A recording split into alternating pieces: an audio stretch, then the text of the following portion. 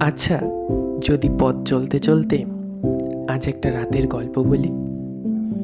সন্ধ্যের ব্যস্ততা একটু কমলে বাসের জানলায় বসে থাকা ছেলেটির ক্লান্ত চোখ দুটো অপেক্ষা করে কখন তার বাড়ির কাছের বাস স্টপটি আসবে।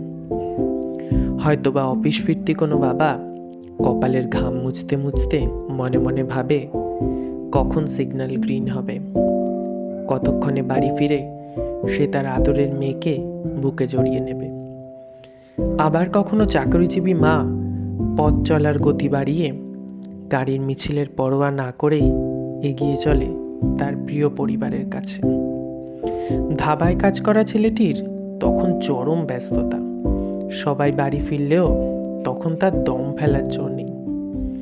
কেউ বা নাইট শিফটে ডিউটি ধরার জন্য বাসের অপেক্ষায় দাঁড়িয়ে।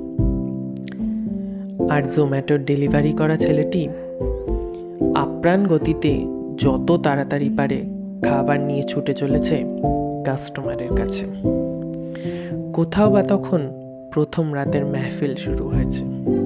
ওয়াইনের গ্লাসে ঠোঁটের ছোঁয়া আর ক্যাসিনোয় ধীরে ধীরে মানুষের আনাগোনা।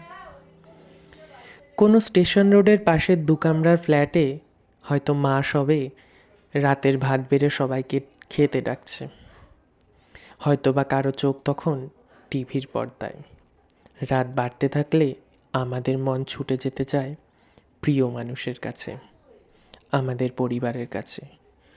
মন শুধু একটা কথাই বলতে চায়, পথ চলা শেষ হয়ে সবাই যেন ঘরে ফিরে।